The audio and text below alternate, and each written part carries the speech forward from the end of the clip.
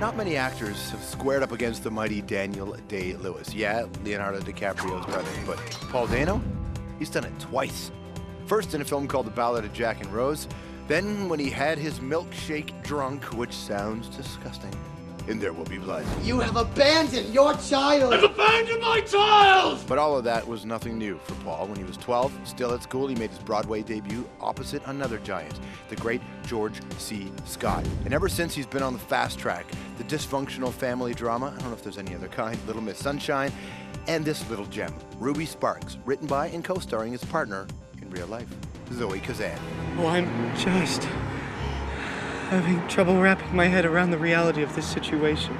Kiss me, stupid. And I'm stoked for this. Paul, who fronts his own band called Mook, plays the Beach Boys' Sonica genius Brian Wilson. It's an upcoming biopic. But first, two big films. The epic 12 Years a Slave, which crushed the audiences at the Toronto International Film Festival, and the bruising drama called Prisoners.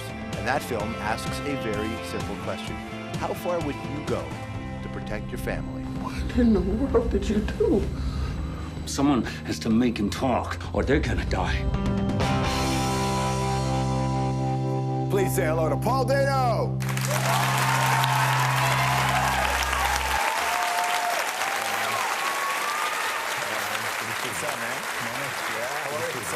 I'm all right. Yeah.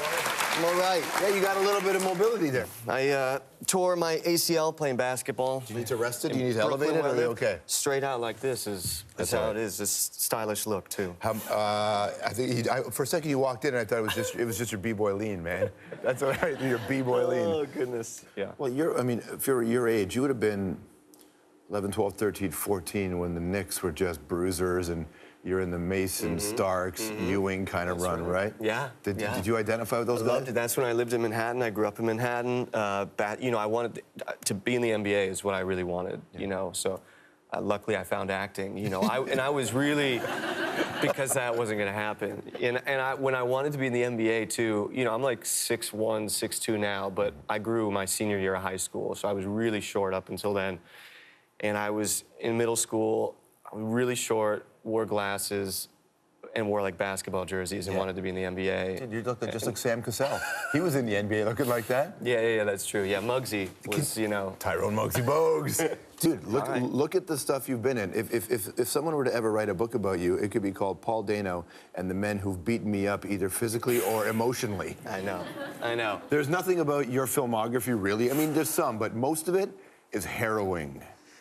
Yeah, you know, I don't know. I don't know why. I don't know why that is. I'm hoping, you know, now in my late 20s, that's going to turn. I'm going to start delivering the beatings soon, you know. Prisoners, man, is an interesting film. It's a good film. Denis Villeneuve, wonderful Canadian director. Yeah. Whew, you get a... And it's not spoiling it, because everybody knows from the beginning it's coming. Yeah. You get smoked in this.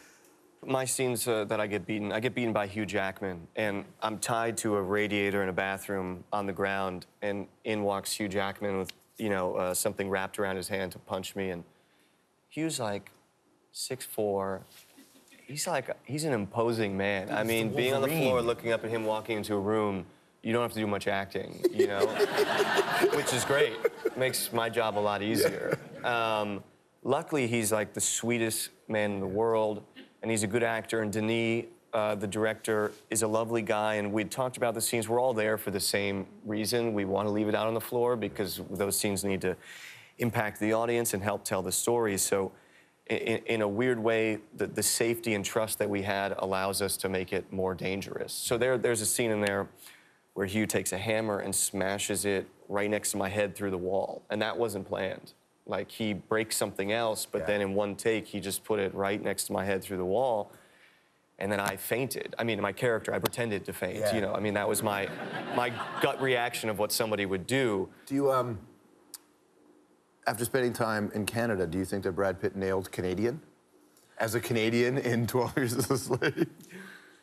You know, I don't know. I think we needed, you know, how many boots were in the were in the scene? Yeah, I don't remember. How many boots? I don't know if we were saying a boot back then. Okay, yeah. I think we were so old country. 1842. Yeah. What was your experience like on that film? On 12 Years a Slave. Oof. It was a really good group. I think the story is unbelievable. Again, not just some great actors, but a really wonderful filmmaker, Steve McQueen. And that's one that, you know, the subject matter is really difficult. I play sort of a bad character in a film about slavery. It's not what you dream to do, but you playing a bad character and hopefully being a part of telling a good story. How did you handle the fame that came after Little Miss Sunshine? Getting recognized for the first few times was hard. It was very strange. And then after There Will Be Blood, I started going places and people would send me milkshakes to my table, you know, and I'm lactose intolerant. And so I can never drink them. And I always feel so bad because the person spent, you know, $3 or $5 or whatever a milkshake costs. And I go, you know, thank you. Hey, you got to work with De Niro. Yeah. And that's a big deal for somebody, especially because I heard you like Taxi Driver. Why wouldn't you? Yeah, right? yeah, sure. But being and he was a nasty guy to you in this film in a way. Yeah, but you know what? He's a sweetie in real life. I mean, you watch Raging Bull and then meeting him. I actually, the first time I met him, I went to his apartment and he opened the door in a bathrobe and just gave me a big, I mean, he's got one of the best hugs that I've had. I mean, a big, Sounds like it violates a hug. workplace rule thing, though. Hey, I'm going to meet you in a robe and hug you. If I did that, there would be a court case. Yeah. I think, you know, I think he was heading towards the film. Yeah. You know, the character that he played. The first time that I meet him in that film, I believe that he stands up out of a bathtub naked. Yeah. So thank God he just kept the bathrobe on when yeah. A real pleasure, man. So Likewise. Yeah. All right. Paul Dano, everybody. The film is called Prisoners. You must see it. We'll be right back.